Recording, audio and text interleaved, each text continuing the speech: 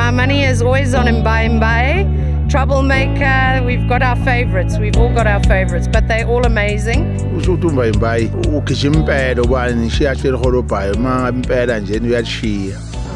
Mina ngiyethemba ukuthi ngizowina ngoba ngiyayazi vese into ebengiyenza mangitrain.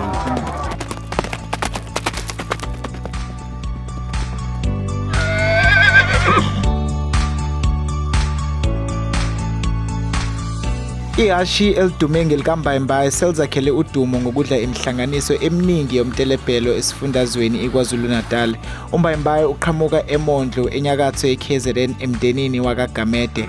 Ngokusho kwabamazi kangcono uhluke kakhulu kunamanye amahashi. Linomoya kunamanye abengwebe ngiwagibela kanti linejubane nokungaphontshaphontshiwe ukwenza amaphutha amaningi. Liye lenze nje into elivamise ukuyenza nje mastrain amalenze yona liye livamise ukwashiya njengenjwayelo. uMbaye maye trainwa uyajahelwa amanye amahashi akagijimi yedwa aholobhayo. Nimbone lapho ukuthi hayi ushuthi uMbaye ukhisha impela ubani nishiya hlelo holobhayo uma impela nje uyashiya. Unyaka ka-2024 ubumuhle kakhulu kuMbaye kanye nojockey wakhe njengoba nje bedle yonke imincintiswano kade beyingxenye yayo. Kusuka ngunyaka ophelile nje ngeke ngayidla nje yathi kuba mningani phela. Kwabe wakhona la enkandla yokuqala. Owesibili kwaba inquthu uJuni, owesithathu kwaba idanti July. Bese kuzothi-ke owesine kwaba ise King Cetshwayo. Nakhona ngafike ngadla umhlanganiso. Isimningi nje naseMondlo naseScottville nase-Underberg ngafike ngayidla nje imijaho yaminingi nje ngonyaka ophelile. Traditional horse racing is especially popular in rural parts of KZN such as Inkandla, Nongoma, Ulundi and parts of Zululand and northern KZN. These areas often host regular events that attract both participants and spectators from neighboring communities and provinces. Umjaho wokuqala of the 2025 season is the Inkandla May. So we as a welfare organisation, we are a stakeholder. We are asked or requested to come and assist with traditional rural horse racing to ensure that the welfare of the horses is sorted. If the horse is lame, which means it's limping, they're not allowed to race. If they are underweight or if they have saddle sores, that's cause to scratch. Overall, the rural horses are in great condition. These rural owners have absolutely nothing. We have a compulsory vet from agriculture who assists us to go and treat horses out in rural. We cover all 11 districts within KZN.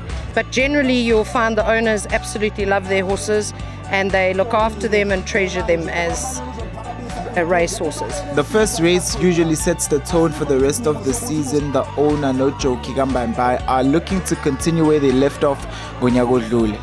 Umelusi impela abagibeli kimi bawu7 abagibela amahashi kodwa ayikho efika kumelusi ngokugibela. Magibele yona ngisuke ngithembile impela ukuthi hayi kuzokwenzeka lento engiyifunayo. Mina ngiyethemba ukuthi ngizowina ngoba ngiyayazi vese into ebengiyenza mangitrain. Hayi ngithembisa mfowethu abalandeli bami ngoba babona bekhona nje bengaka. Baningi ngoba uyibona imoto zingaka baningi abalandeli bami mfowethu ngithembisa nje bona cha. Ngiyayithemba inkabi yami izokwenza lokho kufanele. Kuzofanele ikwenze lokho eyakwenza ngonyaka ophelile la enkandla. Ize sishintshiwe itrack kodwa yona ngoba kuseyihashe elilodwa akushintshe lutho. Ngiyathembisa impela kubalandeli bami. Ngithembise nje wonke nomndeni wami cha hayi. Ngiyawuthembisa uwani izothatha. Having dominated the local scene for an extended period of time, uGamede ubheke amadlelo alihlaza phesheya kwezilwandle. Cha mfowethu ngokungakubeka nje ngibeke nje kube sobala. Cha ngiyafisa nje nami mfowethu kuba kungabe mhlawumbe ukugcina komjaho ukugcina nje khona la kwiprovince nokugcina nje la ngaphakathi eSouth Africa. Beke liyodlala nangaphandle njengokuthembisa kwabo. Babethembisile kusuka ngonyaka ophelile kusuka kwidanti eJuly ukuwina kwalo imjaho elandelana. Bathembisa ukuthi leli hashi lizothathwa liye phesheya liyodlala. Cha ngathokoza kakhulu ngoba baze bangibuza ukuthi ngabe iliphi izwe ngithanda ukuthi ke ngiye kulo. Ngabe sengibeka ukuthi cha bengingathanda ukuthi leli hashi ke ngahamba ke noma ke liye eAustralia. ke liyodlala ngakhona ngabe sengibatshela-ke nokuthi cha iphupho lami ukuthi-ke ngibuke nalesakhiwo lesi ekuthiwa singapha e-Australia kuthiwa i-Sydney Opera House ukuthi indlela esakhiwe ngayo sakheka kanjani ngayiphi indlela ngoba bathi is-unusual ngabe babeke sebengithembisa kodwa akuzange kwenzeke babethembise kanjalo ukuthi amahasha ngale ngakuleli yazwe lase-Australia iwona amahasha agijima kakhulu ngoba khona ukuhlukana ama-trot i-pacer mina leli-ke li-crossela la li-half trot ke sibona ukuthi mangabe lidlala nelicrossile la e-South Africa yize kuyimbewu yaphesheya lona lenza muphi umehluko kuwona.